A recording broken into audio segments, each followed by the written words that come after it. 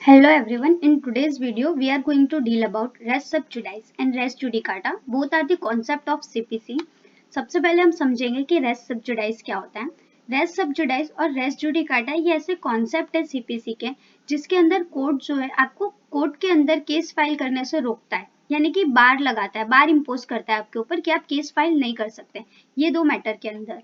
Race sub जुडाइस का मतलब ऐसा है कि अगर कोई केस जो है करंटली पेंडिंग है कोर्ट के अंदर तो वो सेम सब्जेक्ट मैटर पे आप दोबारा से किसी दूसरी कोर्ट के अंदर केस फाइल नहीं कर सकते जब तक पहली कोर्ट में उसके थ्रू जजमेंट पास ना हो गया हो तो. ठीक है. दूसरी चीज होती है रेस जुडिकाटा.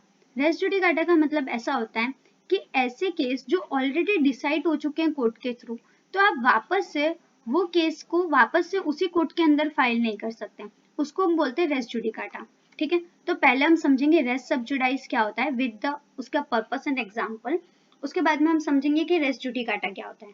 रेस सब जुडाइस जो है वो सेक्शन 10 ऑफ सीपीसी में प्रोवाइडेड है, जिसका मतलब ऐसा होता है कि कोई भी कोर्ट जो है ऐसे केस का ट्रायल प्रोसीड नहीं करेगा जो केस ऑलरेडी किसी भी कोर्ट या ट्रिब्यूनल के अंदर पेंडिंग है और उस पर अभी तक जजमेंट नहीं आया.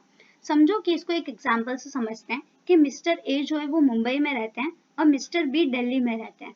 अब इसके अंदर मिस्टर ए और मिस्टर बी दोनों मिलकर मुंबई के अंदर एक कॉन्ट्रैक्ट बनाते हैं regarding the delivery of goods and services. ठीक है. अब इस केस के अंदर हमारे पास मुंबई और दिल्ली दोनों जुरिस्डिक्शंस हैं कि कहीं पे भी केस फाइल हो सकता है. अब मिस्टर ए क्या करते हैं, मुंबई के अंदर केस फाइल करते हैं मिस्टर बी के अगेंस्ट में. ठीक है. और वो केस जो है मुंबई में ऑलरेडी चल रहा है, पर तो भी मिस्टर ए क्या करते हैं, दिल्ली में जाके सेम केस जो है दिल्ली में फाइल कर देते हैं. तो दिल्ली की कोर्ट इसमें उनको मना कर देगी, रोक देगी कि आप ये केस यहाँ पे तब तक फाइल नहीं कर सकते जब तक जो है मुंबई की कोर्ट में इसमें जजमेंट ना आ जाए. ठीक है. तो इसे हम बोलते हैं रेस सब जुडाइस. इसका मेन पर्पस यही है कि एक ही इशू के लिए मल्टीपल प्रोसीडिंग को प्रिवेंट करना. ठीक है.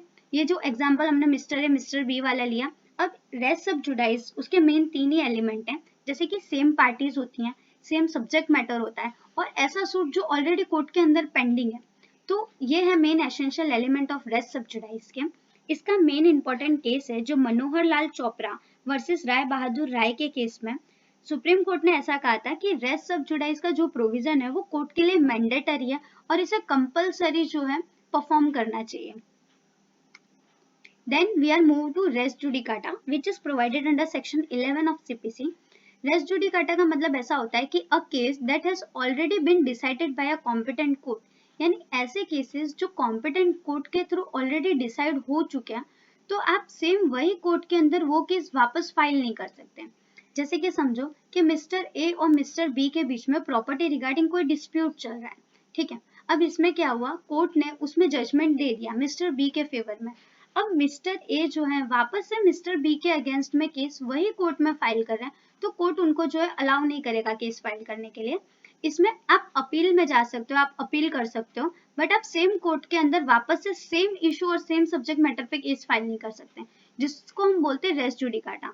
इसका जो एलिमेंट्स हम देखने जाएं तो इसमें तीन एसेंशियल एलिमेंट हैं, जैसे कि सेम पार्टीज होती हैं, सेम सब्जेक्ट मैटर होता है, बट जो केस है वो ऑलरेडी डिसाइड हो चुका है बाय द कॉम्पिटेंट कोर्ट. ठीक है. तो ये है रेस जुडिकाटा के तीन एसेंशियल एलिमेंट्स और इसका पर्पस यही है कि किसी भी कोर्ट के अंदर रीलिटिगेशन को प्रिवेंट करना.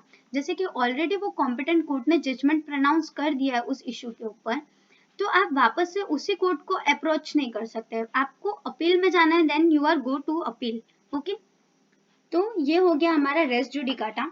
इसका एक केस लॉ है डारियो वर्सेस उत्तर प्रदेश, जिसके अंदर कोर्ट ने ऐसा कहा था कि जो प्रिंसिपल है रेस जुडिकाटा का उसको कंपलसरी परफॉर्म करना चाहिए, क्योंकि ये क्या करता है, जो भी पर्सन है, समझो जो एक्यूज्ड है, उसको ट्वाइस सफर करने के लिए, जिसको हम कॉन्सेप्ट ऑफ डबल जियोपार्डी बोलते हैं, वो डबल जियोपार्डी को प्रिवेंट करता है, यानी कि किसी भी पर्सन को जो है एक ऑफेंस के लिए एक से ज्यादा बार ट्राई ना किया जाए, जिस वजह से रेस जुडिकाटा का कॉन्सेप्ट बहुत इंपॉर्टेंट है.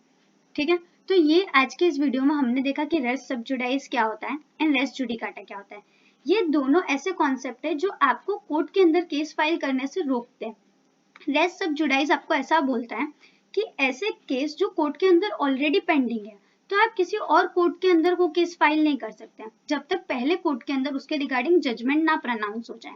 और रेस जुडिकाटा ऐसा बोलता है ऐसे केस जो ऑलरेडी कॉम्पिटेंट कोर्ट ने उस पर जजमेंट प्रोनाउंस कर दिया है, तो आप वो केस जो है सेम कोर्ट के अंदर दोबारा फाइल नहीं कर सकते। ठीक है, तो इसे हम बोलते हैं रेस जुडिकाटा। आई होप आपको समझ में आएगा कि रेस सब जुडाइस और रेस जुडिकाटा क्या है। Thanks for watching.